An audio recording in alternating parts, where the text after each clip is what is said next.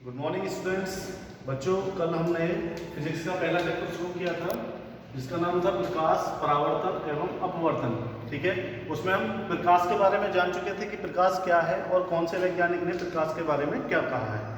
आज हम एक उसी का टॉपिक है प्रकाश का परावर्तन, रिफ्लेक्शन ऑफ लाइट। इसके बारे में जानेंगे, रिफ्लेक्शन के नियम जानेंगे, दर्पण क्या होता है उसके बारे में, और दर्पण कितने प्रकार के होते हैं इसके बारे में। शुरू करते हैं। मेरा पहला टॉपिक है प्रकाश का परावर्तन, रिफ्लेक्शन ऑफ लाइट होता क्या है उसको समझेंगे। प्रकाश किरण का चिकने तल से टकराकर वापस उसी माध्यम में लौटना। प्रकाश किरण का चिकने तल से टकराकर वापस उसी माध्यम में लौटना प्रकाश का परावर्तन कहलाता है। इसका मतलब क्या हुआ, एक्सप्लेन करके देखते हैं। इधर आइए देख, मान लीजिए ये कोई क्या है, एक चिकना पृष्ठ है, चिकना तल है। ठीक है, इस पर हमने कोई एक लाइट डाली, ठीक है, और वो लाइट इससे टकराकर वापस उसी माध्यम में चली जाती है। तो इस पूरे प्रोसेस को बच्चों क्या कह देते हैं, reflection of light. Reflection of light, प्रकाश का परावर्तन इसे कह देते हैं। एक बार फिर से समझ लें, कोई चिकना पृष्ठ है, उस पर हम कोई लाइट डालते हैं, कोई प्रकाश की किरण उस पर डालते हैं, तो वापस उससे वो टकराकर उसी माध्यम में जब लौट जाती है, तो इस पूरी प्रक्रिया को हम रिफ्लेक्शन ऑफ लाइट कहते हैं। वापस देखेंगे, परावर्तन के कुछ नियम हैं। परावर्तन के नियम हैं, आपतन कोण परावर्तन कोण के बराबर होता है। आपतन कोण परावर्तन कोण के बराबर होता है। अब ये दोनों चीजें क्या है, इनवर्स के बारे में भी जानेंगे हम। आपतित किरण, परावर्तित किरण दर्पण के आपतन बिंदु पर अविलंब सभी एक तल में होते हैं। अब इन दोनों नियमों को देखते हैं उधर। ठीक है, आपतन कोण कौन सा होगा, देखिए, जब हम कोई भी किरण एक चिकने पृष्ठ पर डालेंगे तो वो एक अविलंब के साथ, ये बीच में जो आपको डैश डैश लाइन वाली लाइन दिख रही है, ये समतल जो पृष्ठ था इसका अविलंब कहलाता है।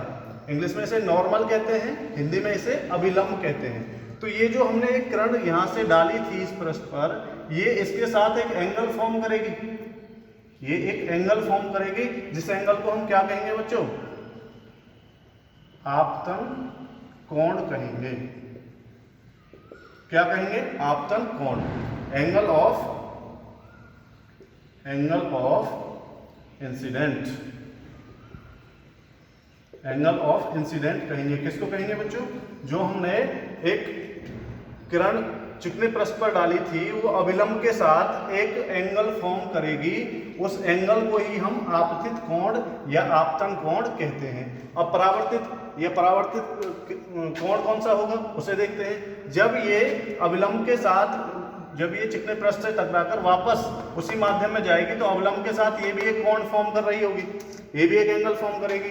तो इस एंगल को हम क्या कहेंगे, परावर्तन कोण। ठीक है, एंगल ऑफ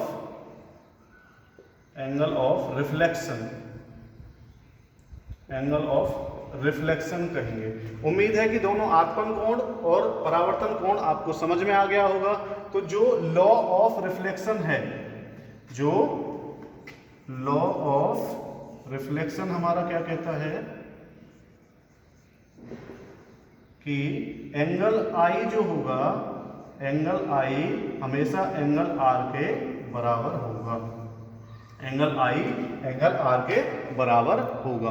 तो इस डायग्राम से आप समझ पाए होंगे कि आपतन कोण क्या होता है, नॉर्मल क्या होता है, आपतित किरण क्या होती है, परावर्तित किरण क्या होती है, और परावर्तन कोण क्या होता है। लॉ ऑफ रिफ्लेक्शन यही है कि angle i is equal to angle r होगा, angle of incidence is equal to angle of reflection.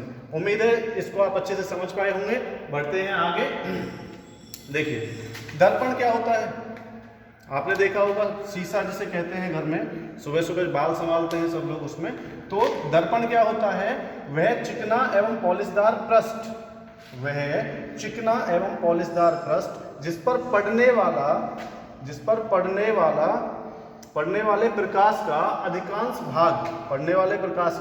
अधिकांश भाग किसी निश्चित दिशा में परावर्तित हो जाता है, दर्पण कहलाता है।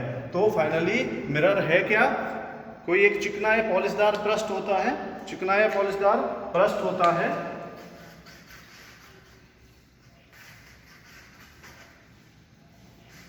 देखिए,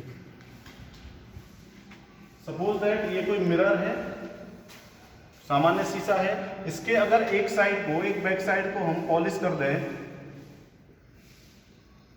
ये हमने पॉलिश कर दिया, अब इस पर जो प्रकाश पड़ेगा, इस पर जो प्रकाश पड़ेगा उसका अधिकांश भाग, उसका मैक्सिमम पार्ट अगर परावर्तित होकर उसी माध्यम में चला जाता है तो इस वाले पोर्शन को हम क्या कहेंगे बच्चों?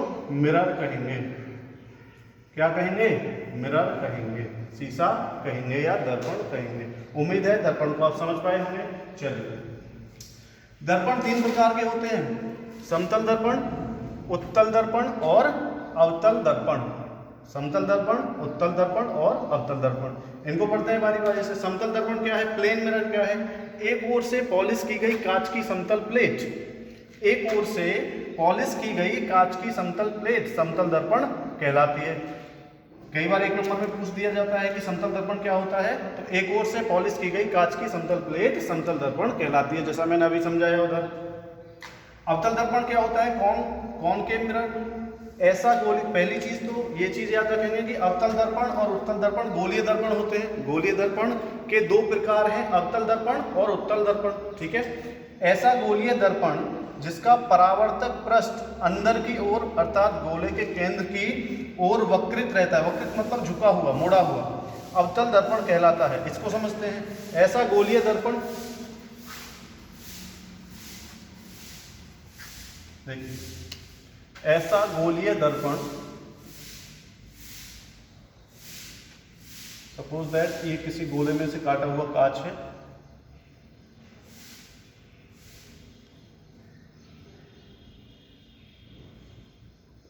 ठीक है, ये गोले में से काटा हुआ कांच है और ये जो ब्लैक लाइन आप देख पा रहे हो, ये वाली जो ब्लैक लाइन देख पा रहे हो, ये क्या है? परावर्तक पृष्ठ। परावर्तक पृष्ठ क्या होता है बच्चों? जिस पे प्रकाश पड़ने के बाद वापस जाता है, जिस पर प्रकाश पड़ने के बाद वापस आता है, उसे परावर्तक पृष्ठ कहते हैं। तो ऐसा गोलीय दर्पण जिसका परावर्तक पृष्ठ अंदर की ओर, देखिए ये अंदर की ओर है, ठीक है, अंदर की ओर गोले के केंद्र की ओर वक्रित रहता है, अवतल दर्पण कहलाता है। ये जो टाइप है आपका, ये अवतल दर्पण का टाइप है। ठीक है बच्चों, अवतल दर्पण, कॉनकेव मिरर। अभी हम कॉनकेव मिरर पढ़ रहे हैं, लेंस नहीं पढ़ रहे, ठीक है। कॉनकेव मिरर पढ़ रहे हैं, लेंस बाद में पढ़ेंगे। देखिए, तीसरा है उत्तल दर्पण, कॉन्वेक्स मिरर। ऐसा गोलीय दर्पण जिसका परावर्तक पृष्ठ बाहर की ओर वक्रित रहता है, उत्तल दर्पण कहलाता है। इसको भी समझ लेते हैं।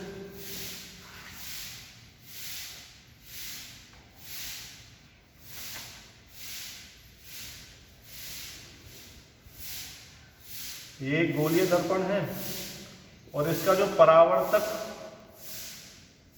तल है वो बाहर की ओर होता है। देखिए, ये ब्लैक वाली जो लाइन देख रहे हैं, ये परावर्तक तल है, इसे हम डिटेल में अभी पढ़ेंगे आगे चैप्टर में। तो इसका जो परावर्तक तल है वो बाहर की ओर निकला हुआ होता है। ये परावर्तक तल देख पा रहे हैं आप, ये परावर्तक तल है, इस पर प्रकाश पड़ने के बाद वापस जाएगा, तो ये परावर्तक तल बाहर की ओर जिस शीशे का होता है उसे हम क्या कहते हैं बच्चों? उत्तल दर्पण कहते हैं, कॉन्वेक्स मिरर कहते हैं। उम्मीद करता हूं कि आप समतल दर्पण, अवतल दर्पण और उत्तल दर्पण में अंतर समझ पाए होंगे। आप इनको नोट्स में लिखिएगा और इससे आगे जितनी भी डिटेल्स हैं लाइट चैप्टर की हम अगले वीडियो में डिस्कस करेंगे। तब तक पढ़ते रहिए। धन्यवाद।